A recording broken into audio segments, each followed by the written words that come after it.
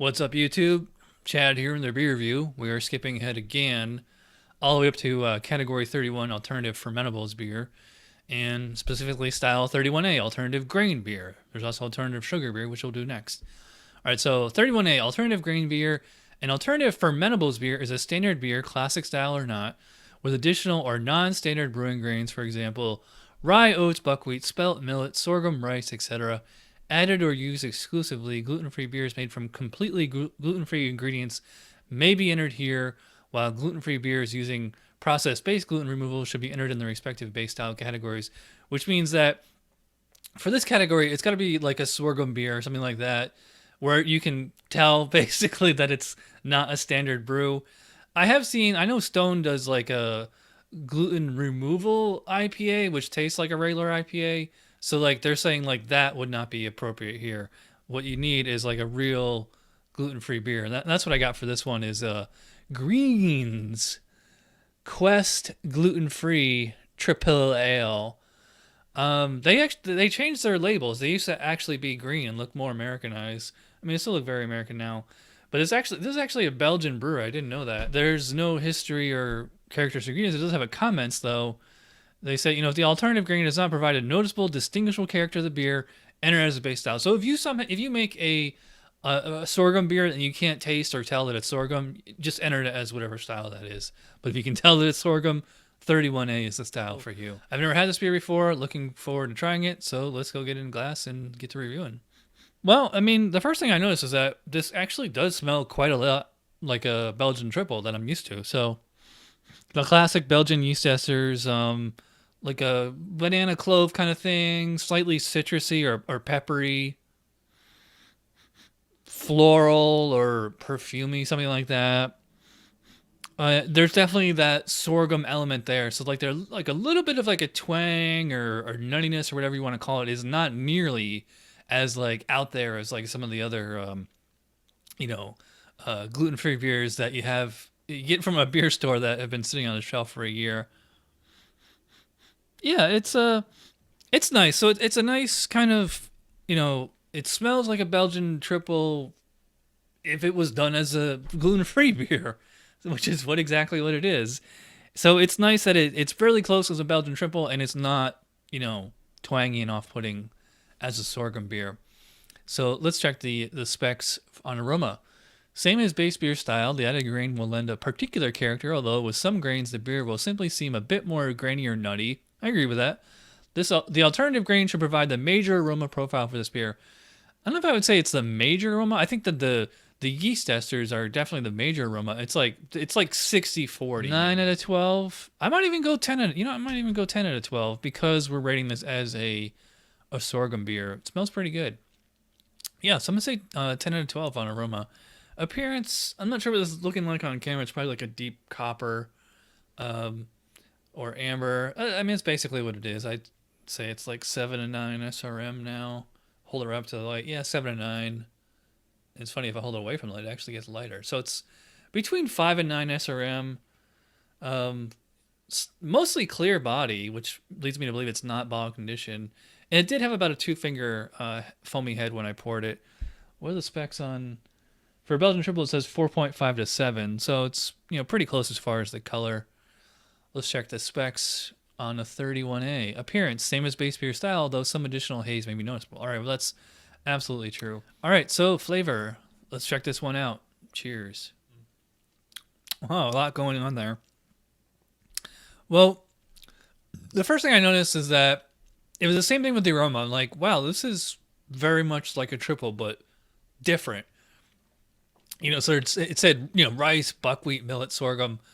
Definitely like kind of like a melange of these, weird grains.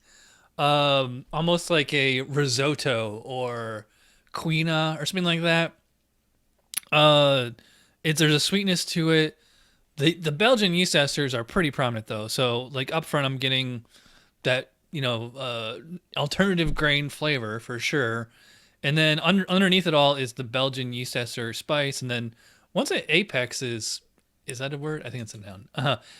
Once it hits the apex and starts to go down, you like a burst of like the phenols, the esters, the hops, and actually some alcohol on the way down too. So it does the sorghum and everything does leave that kind of twangy aftertaste, and also this bottle is probably about 9 or 10 months old, so it has like a little bit of like a stale kind of character to it. And yeah, the bottom of the bottle is completely clean, so it's not bottle condition, which I'm surprised because it's a Belgian brewery. I think that would be perfect. So yeah, I mean, just same thing with the aroma. Just it's in the ballpark, very very close to what you expect as a Belgian triple, but with that sorghum twang to it. So let's check the specs on flavor. Flavor, same as base beer style. The additional grain should be noticeable in flavor, true, although it may not be necessarily identifiable. It is. However, the alternative grain should provide the major flavor profile for this beer. Yeah, up to a point. Different grains have different characters. The additional grain should enhance the flavor of the base beer. Many will add an additional grainy, bready, or nutty flavor. I don't think I wouldn't say that the sorghum, millet, brown rice, all that stuff, enhances the flavor. It definitely has a flavor. I mean, because they say enhance, I think that as like, making it better, other than it's certainly adding a component to it. But I mean, to me, it tastes like it's a, sorghum-based Belgian triple. It's actually pretty nice. But it is a little old, and there is like quite a lot of twang, like as it's finishing and in the aftertaste. But for what it is, it's pretty nice. I'm gonna go 16 out of 20 there. Mouthfeel.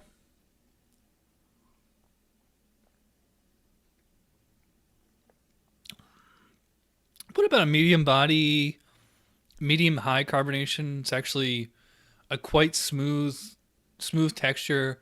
It was pretty bubbly at first, but the carbonation died down pretty quickly, so it's not difficult to drink. The alcohol is there. It's not really doing much as far as flavor. It does add a little bit of heat, but it's not difficult to drink. Like this isn't a sipper. I'm actually quaffing it right down. So the drinkability on this is actually pretty nice. Specs on mouthfeel.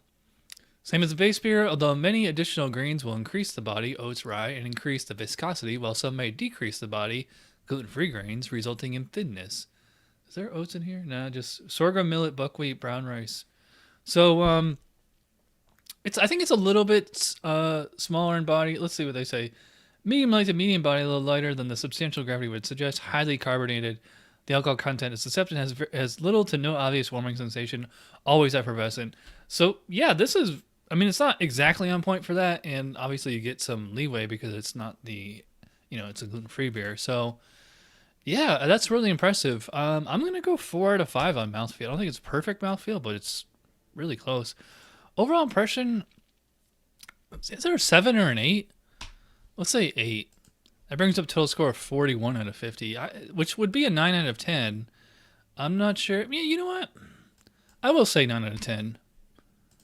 That's a total score of 42 out of 50, which, it's kind of a low 9, but I mean, I would definitely have to say this is one of the better or best gluten-free beers I can recall having. I don't think I've ever had a gluten-free Belgian, so that's even more impressive.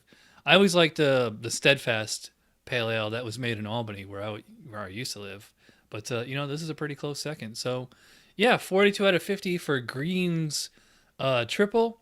If you're gluten-free, I would definitely recommend this. So I think it's like $6 a bottle though. So what can you do? All right. So thanks for watching. I will see you guys next time. Cheers.